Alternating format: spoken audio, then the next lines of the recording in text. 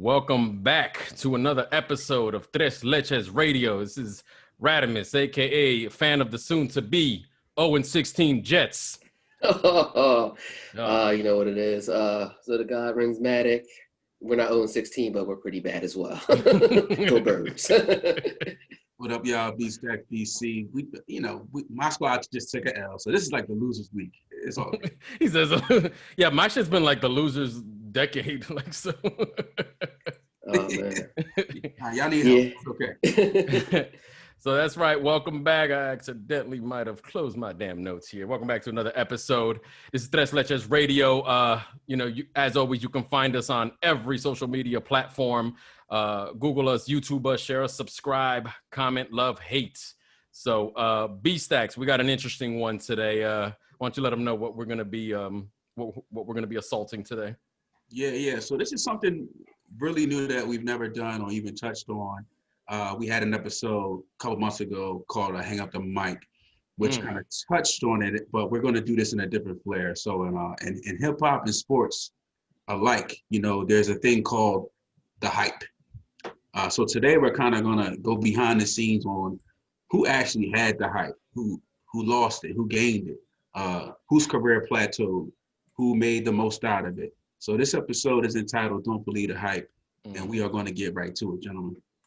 Excellent. So, nice. Oh, my bad. So, no, you know what? You go ahead. I'll save it for later. Go ahead. Yeah. So just breaking down the criteria, just so for the listeners understand what we're doing here. As usual, we're running with a hip hop theme base because I know we were getting some DMs about some R&B acts, hip hop mesh with R&B acts. We'll see. I don't know what the fellas got on rotation here because we haven't discussed this, so we can kind of gauge on what we feel will qualify. But in general, we're speaking generally to hip hop, and really no limitations. We're talking about unsigned artists. We're talking about signed artists. So really, we're leaving everything on the table just to keep this discussion. You said no limitations. Is that a hint? Is that a hint right there? Not at all. Be everybody on the roster. He said let the whole army tank run all over them. whole tank. Except for the 504 boys. Oh man. So fellas, man, I'll just throw this softball at you guys real quick. If you guys could pick two artists or a group, whatever, no order, that you feel didn't match up to their initial hype, whether it be career or album, who would it be? And we'll do this. Let's go round table format. All right. Yeah. Just so we're making it even Steven here. Well, so I think it's important we lay out, I guess, like our parameters, right? Like, what do we consider? What do we consider the criteria for like the hype artists and whatnot, right? Like, so I think before I could even just throw one out there, hype, it could be in the form of the artist getting significant, exceptional amount of press. And that could be because of magazines back when that was popping, internet presence. Maybe they're getting featured more on songs. They're like the go-to person. They're getting more interviews.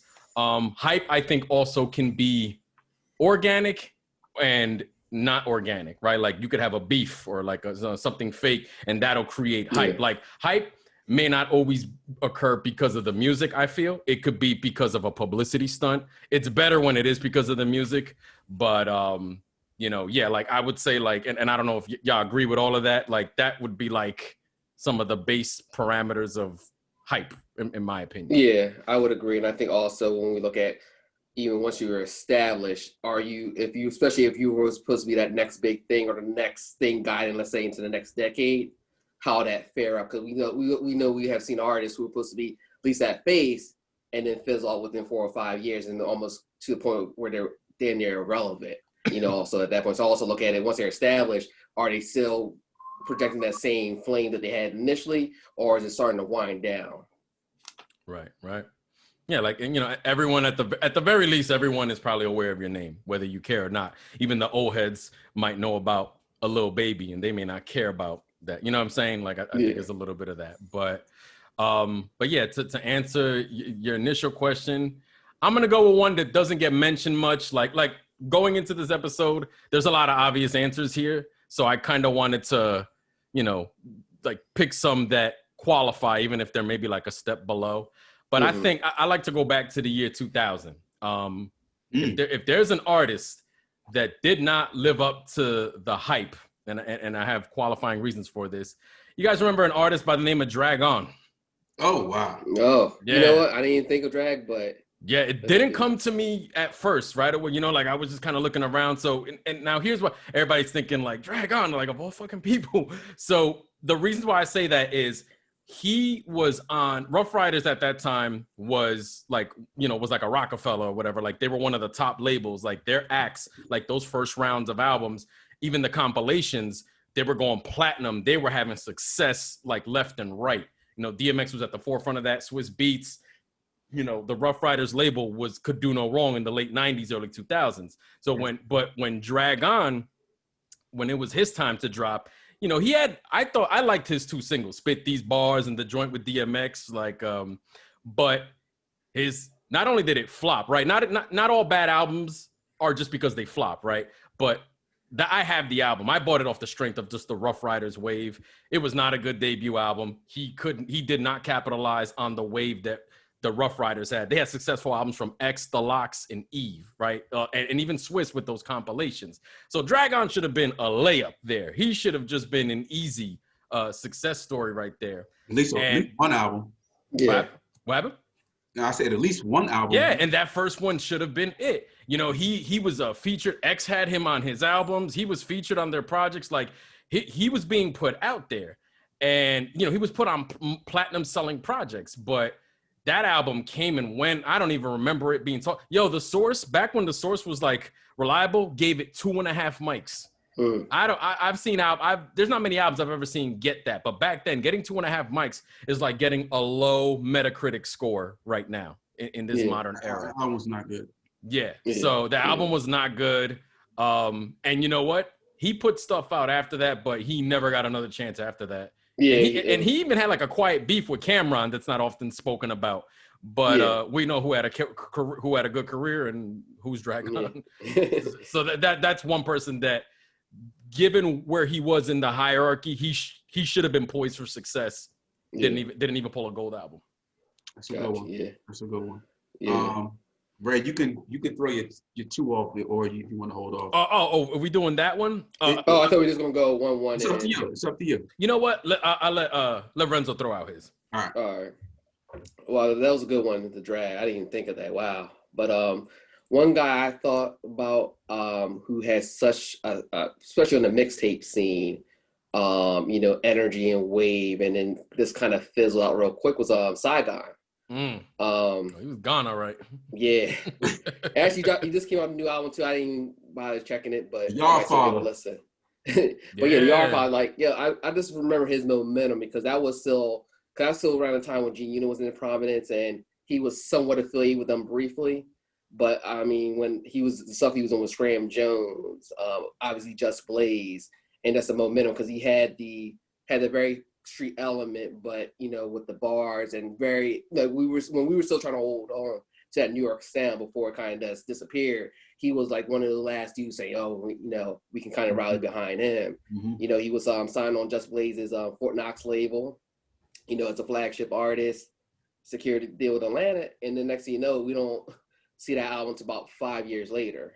Yeah, man, and that's not even his fault. That's the the messed up part. Like part of these is, I think it's like label politics, man. Yeah, bro. Yeah. His hype was crazy though. Yeah. Saigon was on my list.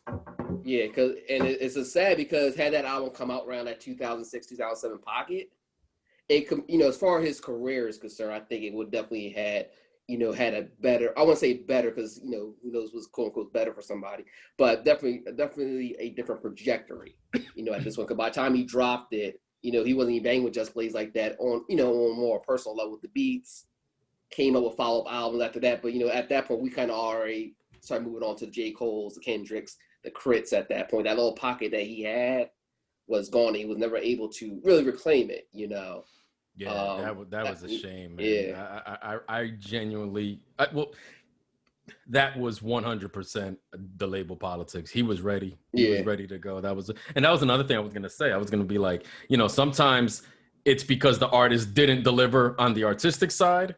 And then sometimes I think it's just the label just ruins it. And there's plenty of stories. We could probably do an episode on that alone off of labels ruining album rollouts. And Saigon, I think, is a prime. And like you said, Saigon would have dropped as like the South was taking over more, and the East Coast needed that new blood, and they dropped the ball there significantly. Yeah, cause it was a good album. I mean, I still enjoy it to this day, but by the time it came out, there was zero momentum coming in. There was the rollout, Yeah, it was too late. I'm gonna go real left field. So if Ray's in the outfield, I'm in like the stand somewhere. This one kind of hurts my heart because I love them and they were able to still have a career just because that first album was so damn good. I'm gonna go with Camp Lo. I had a feeling you were saying that. This is it. What? Wow. They were interesting because there was no hype until the album was actually out. They weren't really on the mixtape scene. They weren't like freestyle guys. They weren't like DJ Clue dudes. They kind of just had a deal, and off that video and off that single Lucchini, classic. They caught wind. They caught a buzz, and then that album. That's a classic album. I'm not sure. I don't remember if it got 5 in the source or not. But it's highly regarded. It's very well received. It was very well received. Yeah. And I love Camp Lo. I always check for them, but like they never were able to produce anything up to that caliber, and like the hype that they were different because it was like usually like the guys we just talked about were bubbling, and then it was like nothing. Camp Lo kind of came out of nowhere, went like this, and then it was just like straight downhill. Yeah, and that thing is, I like thinking back then, like that. I felt like I saw the video to that song all the time. It got a lot of airplay. Like the buzz for it was there. Yeah, you know what I'm saying. And I gotta be honest, like that was it. That was it for them. Just like that song, the album, and I agree. Like it's a good album. It's a really fucking good album. Like I heard the album in its entirety later, but it's a good album. But I don't know if it's if it was the business side of things where the support wasn't there, because it's I mean, they literally just disappeared. Like you didn't hear anything from them for years, and it was like no rhyme or reason. It wasn't like they had beef and broke up. You didn't hear nothing about them being dropped out of labels. Just like they were. This is it. Like you said, they were gone. You know what I mean? Lucchini ran out. You know what I mean? Lucchini wasn't falling from the sky anymore. They were never able to produce from that hype for that first album. And maybe that's the thing. It's like, a lot of people have like their classic albums are like ghosts haunting them, and they can never produce, because Camp Lo actually, they got about like 4 or 5 albums now. They have subsequent works. It was more like indie, where like it wasn't getting that promo that the first one got. But for sure. That's a good one. I couldn't think of, I'll tell you right now, I couldn't think of like really any groups. So I'm glad that somebody like duo group or whatever threw that one out, man. That's a good one. Yeah. All right, so I think we back to me right now. You know what? My second one, and again, I'm gonna go left here. There's reasons here. I'm gonna go with the ladies. I think I'm gonna go Remy here. Here's why I say Remy Ma falls under this category. By the time she was, and I think a little bit of her, with her, it's a little bit of the album and a little bit of the label politics. At the time that she was poised to drop her debut, before that, she appeared on Pun's last album. She was appearing on Joe's albums. There weren't many she would have been the next it girl after like the Foxy and Kim era. You know what I mean? Yeah. She was on the Annie Up remix. Like she was making a name for herself. And then by the time, Pun passing didn't help like any of Terror Squad, really. Obviously TS fell apart. When she was dropping her album, her debut came out in 2006. She had 3 successful singles there. She had the joint Whatever, which I go to clubs and I would go to, and that would get played. Yeah. After that, she had Conceited, was a Yeah. Scott Storch joint, which got a lot of airplay. I heard that one all the time. And then her third joint, which I never got a video, was a joint with Neo, who was popping it's called Feel So Good. She showed that she could write records that will cater to radio. But you know, her debut ultimately underdelivered, like kind of like Drag-On's, like the quality wasn't really there. She just had the radio records, that was it. And then it didn't hurt that she also went to jail for 8 years, so she kind of squandered her buzz doing that, because honestly, when Remy was all over the place, her hype was crazy. Like there wasn't really, especially like East Coast too. She was dropping in an era where the South was, was beginning to dominate more and more. And the thing is, even when she got out of jail, okay, her and Joe have All the Way Up, which was a smash for that summer. They even did a remix with Jay-Z. That song was everywhere. And she mentioned that she was going to drop an album. She could have actually, capitalized off that buzz and did another album and kind of been in that conversation in an era where all they talked about was Nicki Minaj. She even went at Nicki and ripped her to shreds on that Sheether joint. She had a lot. I feel like Remy had moments that she did not capitalize on. So I feel like a little bit of it is artistic output, because her debut really wasn't that great, despite her being a dope artist. And the ethic, like she had her second chance after All the Way Up. And she had said her album was going to be called 7 Summers and 8 Winters, or something like that. Yeah, we saw like the jail sentence. Yeah, and she just didn't capitalize on it. That never came out. Never. No. She had some singles, I think, around maybe a year and a half, 2 years ago. Are you trying to tell me Remy Ma does not have an album other than Jones Fat Joe? Yeah. Well, I mean, her debut was in 06. I know that. Yeah. But I'm saying that she don't have another album after that. No. Just like maybe she put out some mixtapes. What the hell? Yeah, dude. And even when they dropped that joint together, her and Joe, it was like way after the buzz of All the Way Up had fizzled. Like the diploma. Yeah, like that. What? Oh, you said Plata o Plomo. Okay, I couldn't hear you. But so let's say like that single was popping in July that summer. The album came out like January of the next year. Of course, it's gonna flop.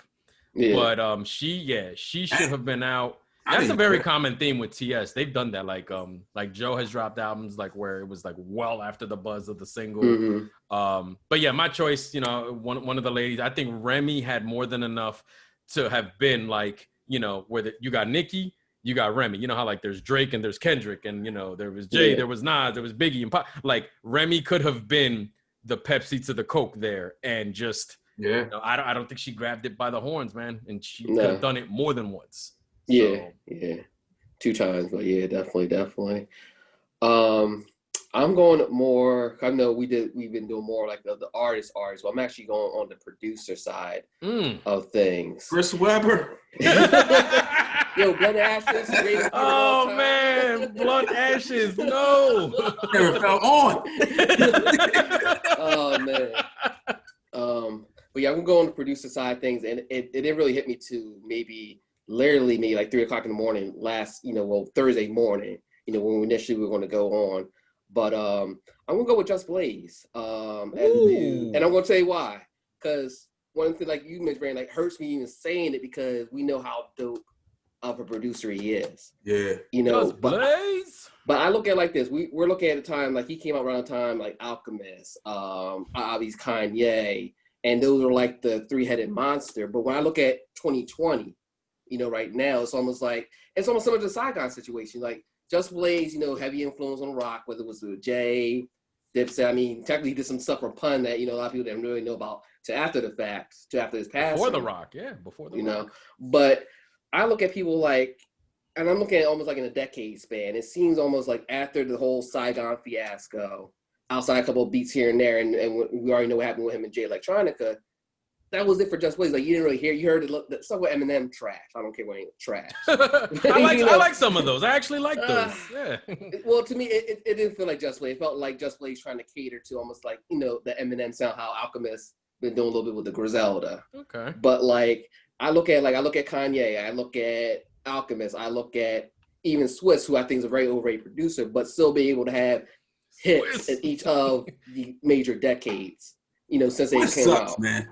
I didn't say he didn't. I didn't say he did it, but if he had delivered, he delivered. But you know, Yeah, yeah. He got it for real. Swiss kept his presence there. Yeah. Like if we look at Swiss, if we look at Alchemist, we look at Kanye, we look at Just Blaze. Like you don't, and Timbaland, for Pharrell, you don't hear Just Blaze in these conversations anymore. As far as top notch because it's almost like he just maybe got this, out of love of production, but it's like he was here, then he was gone. He did once say, I remember I read something because he was somebody that I would have loved to have put out, like a Chronic, like a 2001. Like I would have loved if he did that, but he was just never gonna do that. He said, I think it's some article or something. It might have even been on Twitter. He just said, take all my favorite songs I produced. He said, and put them on a playlist. He's like, because he just said he was never gonna do one. And there's there's always been stuff in the rumor circle. I don't know if it's confirmed, but some people question his work ethic as well at times, as far as how eagerly or inspired he would get. I mean, I heard this, from different artists over the years. So it could be one of them things too, where it's like, I think of like a Rasheed Wallace. I know you're not more like with the basketball analogies, but like Rasheed was one of those athletes. He would show up if he knew that competition was there, but if it wasn't there, he played to the level of that competition. And I think when we look at some of these producers after a while they start falling back, we can name dozens of producers in the 2000s and now who were in and out within 2 years, pretty much. And it's almost like, why do I want to go against that? Like, that's beneath me. And then, like you said, you got my best stuff, play when you need to play type deal. So on that respect, I'll have to put him in that boat as far as not living up to that full hype or that full, allure. I feel like he and maybe there's two different ways to look at this. I feel like Just Blaze lived up to his hype based on like that Rockefeller era. But if you're talking like a solo career, like you said, like a Kanye or something, he never did it that way. You know what I mean? Yeah, but that's what I'm looking at. Okay, all right, yeah, because I'm saying from 2000 or like 2005, Just Blaze was like you needed his beat on your album. Exactly. You know what I mean? Exactly. Like, do you guys think that his production just wasn't able to adjust to the time? Well, you know what? He actually would experiment. He did something in like the I don't know if it was like, no, I think it was like 2011, 2012. He put out some song with some guy named Bauer. It was one of those electronic, not hip hop type songs. So he may have been looking for inspiration outside of hip hop. It's possible. Maybe he got bored with hip hop. I wouldn't blame him because I'm just a crabby old head. But, it's possible. But yeah, I will say, like, I feel like outside of certain album placements, because he even made an appearance on one of the Drake albums that was like really big. He seems very like, he's not popping up as much. So I don't know. Maybe he's in his grandchildren years or something. I don't know. So. All right. Who you got, B-Stack? You already hit us with a nice one with that Camp Low. Yeah, so now I got to go the other direction. I'm gonna go like a bright star pop artist. Not Ja Rule, ladies and gentlemen. Ja Rule defined, he bounds beyond the hype. It's murder. I gotta go with NBA Dollar Sign E, man. Yeah. And this is partial due to his own self. For everybody that knows his story, he left rap to pursue religious endeavors. But does it matter? Even if God is your reason, you still getting called out on Tres Leches Radio. You still did not add up to the hype, my brother. I'm gonna take it back to like '96, man. Like listening to like Hot 97 and Clue mixtapes and whatever we get our hands on, and we was just like, yo, who was this dude from Harlem? Like, freestyling with, on the. I remember it was the Bad Boy Birthday mixtape or something like that, and it was the Lox, Mace, and Biggie had the last verse, and then even when Cam came out in '97, and Cam was like. Had tracks with Mace, I was instantly like, man, like, yo, this guy can spit. And then, even before that with Children of the Corn, Big L, and all that good stuff. Mace's first album, like we are the same era age. You couldn't ignore that album. Like even if you were down with shiny suit stuff, you couldn't ignore it. So whether you were down with that or not, you can't hate on the you know, It was successful. the presence of that music space. Mace, I don't even know, man. I don't know if, other than DMX, I don't know if any artist in the 90s had that much hype. You could maybe say 50 Cent in the next era. Mhm. Yeah. Uh, Snoop in the early 90s, and maybe. Snoop in the Like, early, yeah. early 90s. Yeah, because there's a buzz and then there's like that massive, like, you know, like Rush. so like that's a rare air. It's like very rare air. Very And rare. it's funny you mentioned, not to mention Snoop, because Mace always being laid back as well. So you had another new laid back rapper face. Everybody was more on the hypeness. Here's guy that's coming in real fly with it, real smooth chill. with it. You know what I mean? Super chill. And this is not even to Mace's own doing. I mean, like, you know, I don't even blame Mace for this. I mean, few can even add, add up to that. You know what I mean? Yeah. So it's just is like by default he wasn't able to counter the hype. But looking The back, second album, you ever heard that? That it was just no not good. Trash. Double Up. He should have went into retirement before that came out. Like, honestly. Yeah. Double Up was not it. And you know, a lot. I mean, Big passing away killed a lot of the buzz. Whatever the reasons, you know what I mean. But Mace is definitely in the hype category for me. That artist that didn't match up to the hype. He should have had a long. He should have had a long career. One album, bro.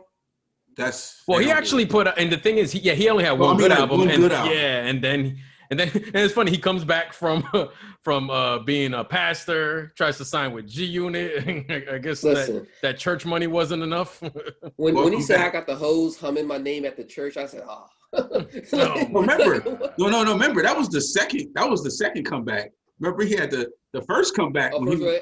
With the welcome back. Yeah, welcome back. Welcome back. Yeah. But my man had multiple times, man. You know, but and I don't think he ever actually put out the album with G Unit. I think he just put out that one that you mentioned, and then I don't know that he had like a few years ago. He had him and Cam went back and forth at it, and Mace kind of got in Cam's ass. Yeah. I wasn't even a fan of that. Both of them need to stop. You know, But I know we were talking about him being disheartened, but I think part of it was politics too. Because remember, and we know this with a lot of bad boy artists, they weren't getting paid like Locks, I know Mace to this, and he even talked about it, even within the last 6 months. Because when Kanye was talking about masters and stuff, and he was talking about how Puff had so much control of the publishing, because he said, I was getting this upfront money, not really understanding the percentages and how publishing royalties really work. Mm-hmm. So then he was also saying, like, why do I want to still do music if this man's taking, 67% of that money? So I think part of it, him being disheartened, but I think a lot of it had to do with the business, because he didn't, that was, he was doing essentially slave labor, as an artist and not making any money off of it, especially during that time when you didn't have all like the branding like you have today. For sure. Yeah, label politics can kill a career as fast as it can launch it. Mm-hmm. Definitely, man. All right, we're rolling to the second half of this, and we're gonna do this. We're gonna keep with the two artist theme here, but we're gonna flip it now. So we're gonna, we're on a positive note. So we're gonna give it to the fellas, man.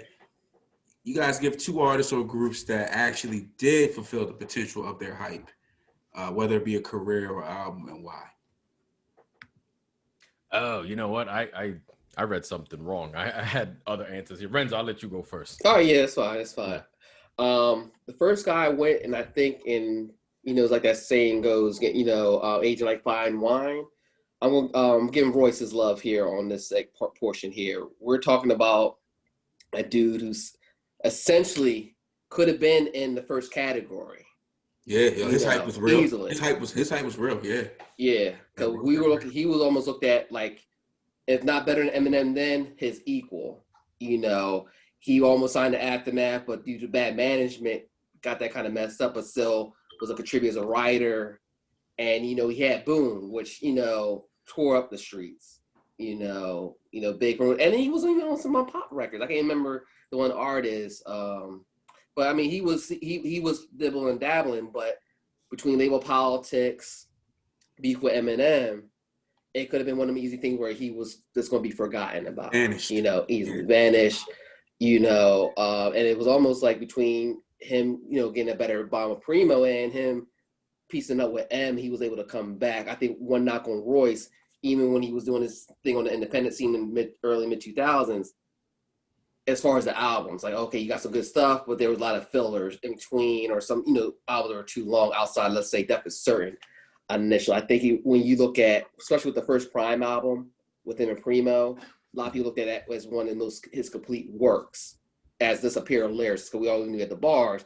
But if we look at his last two albums, especially, the Book of Riot and the Allegory, as far as his content, showing that, hey, I can produce an album, I can make songs, I can have concepts that can flow throughout. I see that now. We're talking about a dude who's been in the game for damn near 30 years, and he's gotten better. He hasn't regrets. He's gotten better than probably most of his peers, and then some of these current guys. So when I look at that type of career, how he'll be able to sustain and still get love from multiple eras and generations, he definitely, to me, has lived up to his hype and technically went beyond him. I mean, he's not nominated for a Grammy. Yeah, he went beyond. Who would have thought Royce? I think he went beyond. He definitely went beyond. Yeah. Oh no, go ahead. Ooh, that was a good one. It's just as tough, man. But someone who did fulfill the hype, kind of don't want to be obvious here. I kind of want to be a little in the middle of the woods here. I'm gonna go with DMX. 97 DMX to us kind of came out of nowhere. But meanwhile, he had been an independent artist on the scene for years in New York. He was trying to get on for a long time, man. For a minute. We didn't, the era, we didn't have records in like 93 and stuff. That's what's crazy. He has recordings in the early 90s, an era that he's never associated with. That's what's so crazy. And we didn't know that stuff, unless you were like there. But like in our era, we weren't privy to that information. The first time we saw DMX was like 97, maybe like 96, maybe. 96, I'll say 4, 3, 2, some of the. Yeah. And he was even on some of those Clue mixtapes too. Like one of those albums, the last song on his first album that Done Start or Something was on one of those Clue tapes. And that's with Mace, The Lox. And then he just wound up putting it on the album in 98. Yeah. Right. So in a lot of ways, his early like Yonkers 90s hype actually became a hip hop everywhere hype by the time his first album was set to drop. I remember before the album came out, I remember Powerhouse, which is an annual concert in Philadelphia, and Cam'ron was showing up. And Cam'ron had the single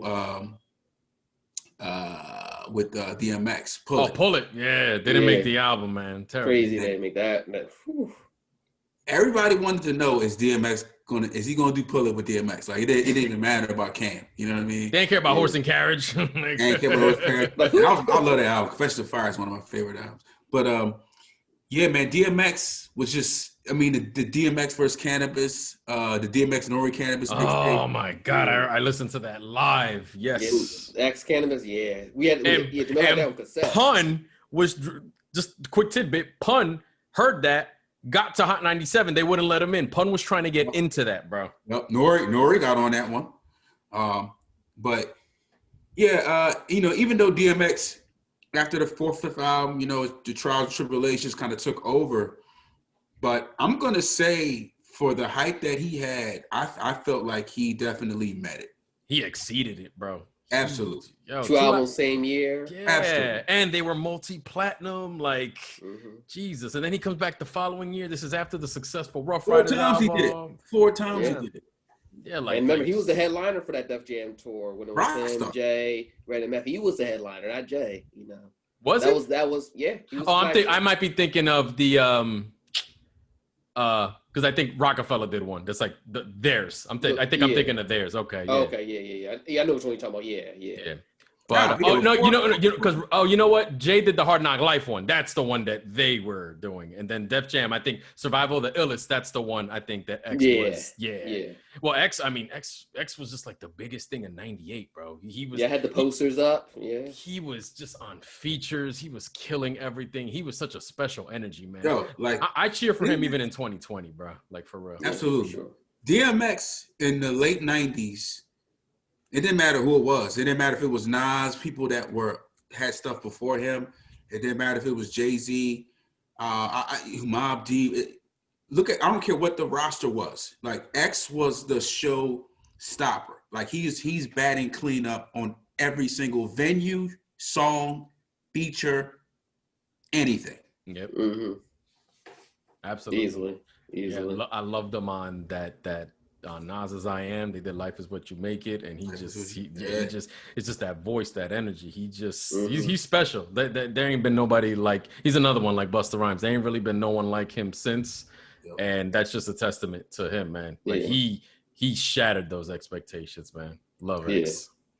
You know, and so I would say who met expectations, and there's some variables here. So I'm gonna go with Game, right? So Game started off with G Unit, right? Well, I mean, he had maybe stuff before that, as everyone usually does, but he had that launch pad and the machine behind him with his debut documentary in 2005. His hype was heavy. Game hype was heavy. Yeah. And it was when G Unit was at the height of their run.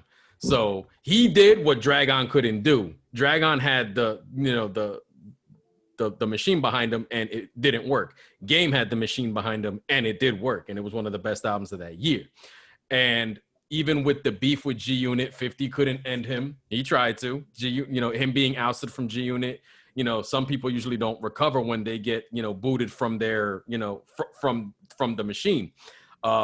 He kept going. He's actually has quite a dope catalog. I think we mentioned on a previous episode. I think maybe RED album's probably the one Game album I just really don't like. And then LAX was maybe iffy, but Jesus Piece and 1992 and the double album he put out, documentary, what is it, 2.5? 2.5. And I'd actually say he has a stronger catalog. He's put out more, but I think he has a stronger catalog than 50 Cent. If you're talking albums. Absolutely. I think he's done more to have more quality input on that side. Mixtapes would maybe offset it a little bit, but if you're talking albums, I think he has a better catalog than even Game's mixtapes are tough. I mean, he has mixtapes that were played like albums. I mean, his output, even during the mixtape Wayne era was crazy.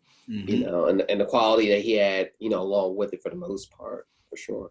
Yeah, and I mean, he recently put out, I guess, last year he put out what's supposed to be his last album, but a lot of rappers say that, and case. That's just part of the marketing plan now. So, but I think he's also supposed to do time. That was also why, he lost that lawsuit, and it's costing him money too. Yeah. There was the potential for him to do time. Mm-hmm. But yeah, I would say Game met it, and even when he had his career.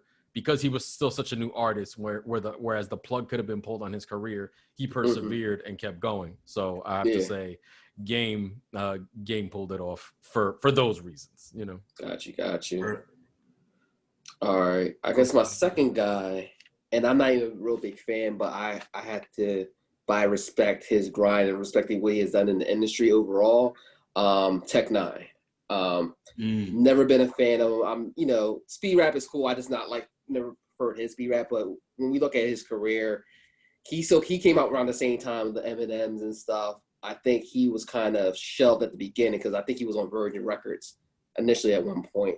Here's a black guy now, mind you, people dress how they want to dress in 2020, but mind you, got a black guy dressed in goth, in 96, 97, and you got labels there's no way we can market you. We need you to, look more quote unquote urban or whatever. And, him saying this is what I'm presenting, I can spit, but they're saying we can't market somebody looking like you. So him getting bounced around to starting up his own label, with the Strange Music, and just be able to get such a strong cult following that it didn't matter what he was putting out, whether they made it radio or not, that people bought his album, people went to his tours. And, this exploded in that sense, on the underground scene especially, but still got the same respect. Still was able to get Eminem on his album, a Lil Wayne on his album, TP. He was still able to get love from mainstream artists, and we fuck with you because you're a thorough dude, regardless of him not having a top 20 selling hit. And not only that, but he's kind of instrumental in Kendrick Lamar's career, if we want to look at it for real, because remember, J Rock, who's on Atlantic Records, album got shelved, and pretty much he bought Take Me Out to Strange Music for that first album. Thus, on that first tour, Kendrick was able to actually tour with them. So he's getting exposure now from this other crowd that he might not got prior to the Aftermath explosion and everything else. You guys had other underground heavyweights like Murs get well. So he's also helped other artists of his repertoire in it. So I look at it on the business side as well as just the pure artistry perspective. I'm not a big fan, but if we're looking at somebody who was from unmarketable to this dude, you got to show love to him for sure. He had a crazy independent grind, man. Like he was like, I feel like he was the first artist to. He's not the first independent act, but like as a solo act, like he wasn't part of like a No Limit or anything where they had like the infrastructure. Yeah, he had more control of his career. Yeah, that's the thing. He wasn't from a region that got a certain amount of attention of a New York or a Cali, So. No, wait, no. You say he's from the West. Excuse me. The Midwest. No. He's from the Midwest. I thought he was West. No, he banged with a lot of West Coast artists like Yuckmouth and Oh, okay. Like the Bay, but no, I think he's St. Louis, Missouri. Oh shit! I thought he was from the West. Okay. Yeah. Or Kansas. Maybe Kansas. Yeah, he's from Kansas. Kansas, oh, okay. Kansas. But either way, even worse. Like you in Kansas, like All right, I guess I'm up. I'm gonna stay in the '90s. Yeah, I wasn't gonna go in the 2000s. But I'm gonna go on the ladies' side here. I'm gonna go with Missy Elliott, artist that was able to match up to the potential of the hype. She's kind of similar to DMX also, where she was kind of bubbling, writing for people. She was in a group called Sister underneath Devontae and Jodeci. Along with like countless other artists, was finally able to, break ground with that first solo album. What a lot of people don't know is Missy, by 1997, Super Duper Fly comes out. Missy didn't even want to be a recording artist. I remember that, yeah. She, due to just frustrations of like just, knowing the business at that time. She's in the business for 4 or 5 years already. And I guess to her comfort, she's like, I'll just play the background. I can write for people. I can still get my creative juices that way. And you still get paid too. A lot of writers get paid that way. Paid a lot. So the story goes is,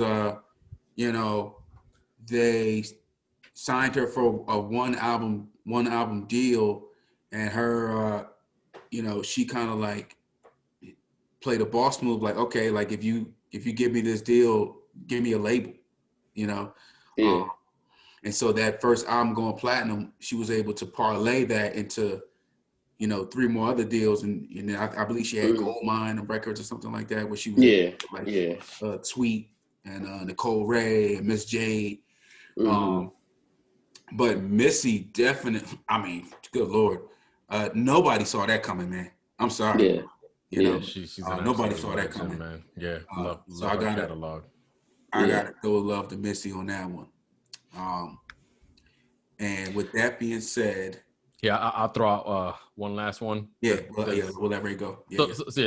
So this one, again, there's variables here. I want to mention Lil Wayne, and the reason for him is he actually didn't like really start off with a buzz or anything like that. He actually went from a situation where he was part of the machine of Cash Money in the era where, Juvenile, BG, and the big timers, they were the big dogs. They were moving the units. Sure. They were, they were the big shots. Wayne did put out albums, platinum, gold, but he wasn't the big shot. But he managed to take later in his career, you get around to like 05 or whatever, to kind of reinvent himself to a point where his buzz just gets significantly bigger. He changed his approach to albums. He didn't just, rely on working with Manny Fresh. He did a certain level of reinventing himself to the point where he had, once you got up to Carter 3, the buzz he had going into that album was like, on the level of like a Get Rich or like a DMX for that era, for that generation. He managed to do that. You know what I'm saying? And I'm not a fan of his, but you let the young crowd tell you, like younger than us, like Lil Wayne is in their top 5. He's not in my top 5. He's not like, something like that.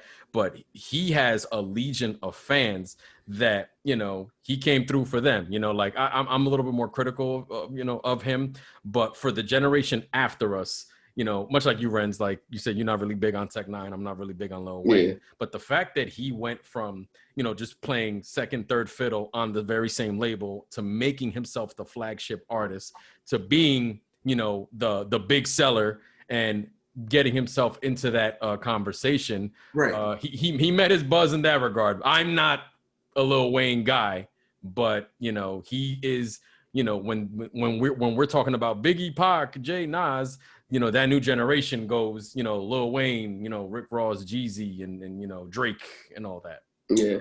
But right. Okay, so I'm just going to challenge you here. When are we saying Lil Wayne necessarily had hype? Because, to me, he's an underdog that overachieved. But give me your time span of where you think it was like the crazy hype for him. So it started with the Carter 2. Then after that, you're saying later. Okay. Yeah. No, not the beginning. No, the beginning. No. What I'm saying is, once he reinvented himself and like he rebranded himself as an artist, as a rapper who you should listen to. His mixtapes got him a certain level of acclaim. A lot of people will say his mixtapes are better than his albums. So from 05, 06, 07, he more and more became a go-to feature artist. Even in the pop scene, more so as the years go on, and to the point that when 08 rolls around, much like you said, even if you don't care for the artist, you couldn't go anywhere without hearing from him. And he smashed it. Like, he had hit records, he had Grammys, he checked all those boxes. Again, I'm not a Wayne guy, but you have a whole like era of younger people that swear by Wayne, even with Carter 4, 5, 6, 7, 8, 9, 10, 11, all these, you know what I'm saying? Like, he has all, you know, he did meet them, but he built his buzz, and it was off the strength of that mixtape circuit, which really helped him. And it got him on all these crazy features that, you know, charted well. And yeah, I would have to say, you know, from that perspective, this is me just being unbiased. He did meet it, because he's always brought up in like comment sections or whatever, when people are talking about their top 5 or top 10. I've even seen some people our age put Lil Wayne in their list. So young guys do, but I respect it. But it's funny because Lil Wayne said he was joking, said he should have copyrighted Bling Bling, but for real, what he should have copyrighted was Lil. Could throw a stone in the South and hit how many Lils? Yeah. Mm-hmm. Shout out to Gilly. I mean, that's how he part of that reinvented was getting that Philly. Yeah, he got the ghostwriting accusations. Yeah, just like Drake. Yeah. All right, man. So we're in the final act in this this glorious podcast. So it's time to be not so nice. We gave flowers. You know, we talked about who didn't achieve their flowers. So now we're going to just throw everything away and throw dirt. Throw dirt. You can't have flowers without dirt. So yeah, this is the hate comment section, ladies and gentlemen.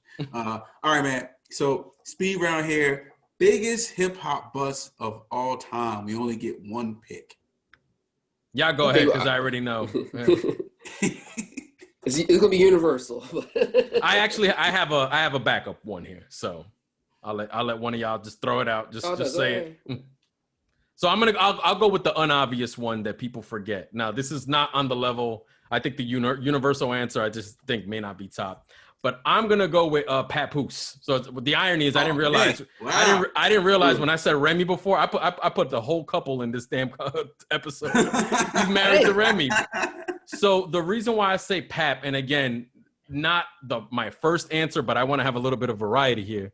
His buzz was crazy. He had a similar buzz in the sense that, like how Saigon had that, you know, next out of New York. You know what I'm saying? Yeah. He was even Busta Rhymes had him on that Touch It remix, when, you know what I mean? Papoose, was he signed to Busta? I don't know. He was like working through like K Slay, but he signed a deal. Papoose was on Coogee Rap's Evil. Bruce Evil. Way back then. Oh, even way back. Oh, damn. I didn't even know that. But yo, Spilling, like he was 16. Yeah. Yo, his buzz at that point in time, and like, it was like 05, 06, he signed a $1.5 million contract. Now, to anybody, like, here's a reference point for like back then. just a few years prior, 50 Cent signed with Aftermath, Shady Aftermath for $1 million. They gave Papoose $1.5 million. This was, I think, Jive or something like that. I forget which label. Yeah, it was Jive. And the album, again, they just, I guess he couldn't get a poppin' single or whatever. He had buzz. He had the machine backing him. Like, he had the setup for a successful project. And it pretty much never came out until much years later after he had been dropped. And, I don't know what happened with the money there. But he had a buzz. I remember point in time, Papoose was supposed to be one of the next guys up along with Saigon. And much like Saigon, his album, what is it called? Like it's American backwards. It's like the Nakarama Dream or something like that. I don't even know how to say that. And it came out like years later. Like I think it's available on streaming platforms and stuff now. Yeah. But that guy, he had a $1.5 million contract. They don't just hand those out. 50 had a $1 million contract, but he made it. He he has a damn near diamond debut. And I have to say, Pap, that's definitely one of, I think, the biggest busts. You had one of the biggest contracts in history, and you have no career to show for it. Now, what is he? He's on like what? Love and Hip Hop. You know what I'm saying? Like, living off his girl. Yeah. But love Remy. Shout out Remy. All right, I won't go with universal answer. I'll leave universal answer to Mr. B Stacks. I'll go with my backup right now. I don't care if he's nominated for a Grammy. You know what I mean? It's his. I know where this is going. It's Jay Electronica, damn it. Yo, how the hell he's coming back? Nominated for a Grammy. I don't care. That's why, because Jay-Z got him that Grammy, bro. Jay-Z got him that Grammy. Terrible. I don't actually think the album's bad. Renzo, let me ask you this. Yeah. Because that album covers themes that I know you know more about than I do. Yeah. So, like, I agree. I think Jay-Z got him that Grammy. Yeah. But I just quick before the album's bad. I'm sorry. Oh, you don't like it? I don't think the album's bad, but like I said in the Hang Up the Mic, that's not a solo album. Yeah, that's a watch the Kofi album. Like I said, for us to wait, almost 15 years for your debut, and it's literally like 8-9 verses, and Jay-Z's the first person you hear, and Jay-Z's also the last person you hear on your debut album. Nah, your disappointment is flawed, dog. Like, even when Act 2 came out, when they finally leaked, I told you, right? I texted you that night. I think I said your voice, like, that album is boring. So the one with Jay-Z is actually better. And that made me wonder now I understand why that album didn't come out, because, like, yeah, he was supposed to be the savior of hip-hop. Like, it was almost like, we're going to be experimental just to be experimental. And it falls so flat. Like, it's a hard listen. And that's hard for me to say for somebody with his skill set and talent. It was a hard listen. And his content too. Like, you know what I'm saying? Like we literally have an episode called Mathematics. You know what I'm saying? Like, yeah. He didn't do the 120 correctly, man. He didn't do the 120 correctly. Yeah, he has a terribly managed career, bro. Oh. Yeah.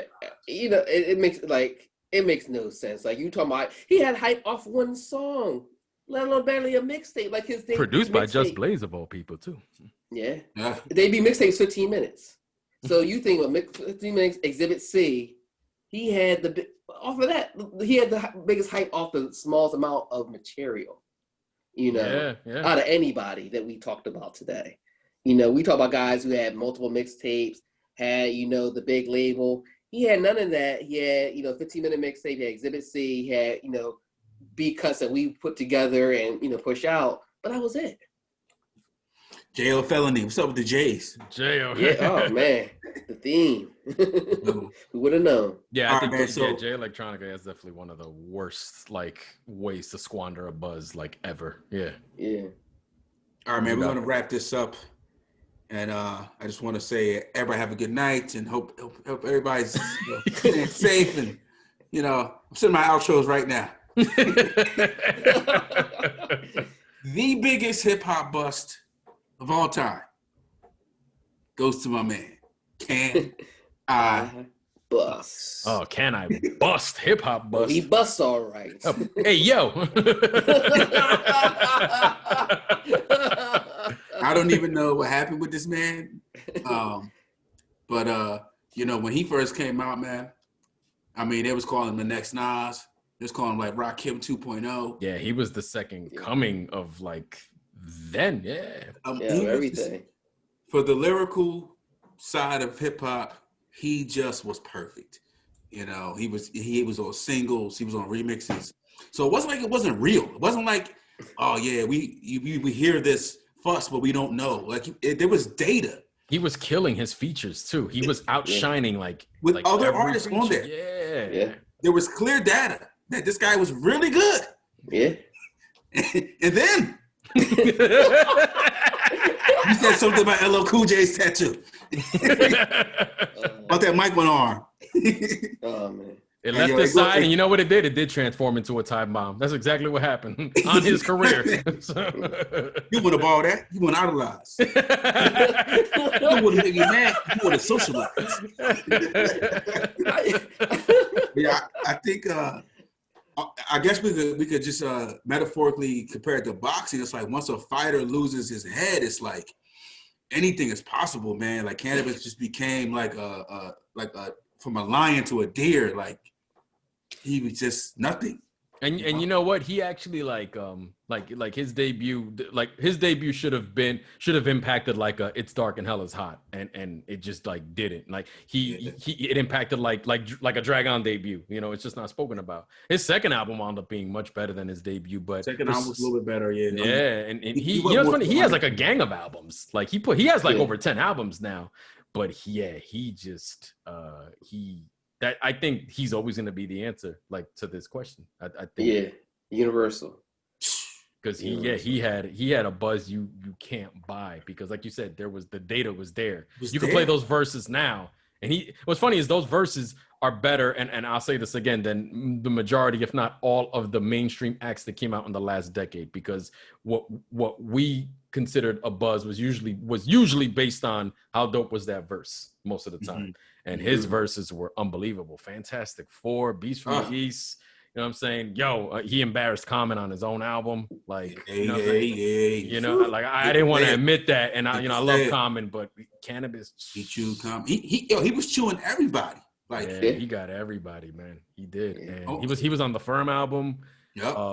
He should have impacted like a DMX, and just didn't, man.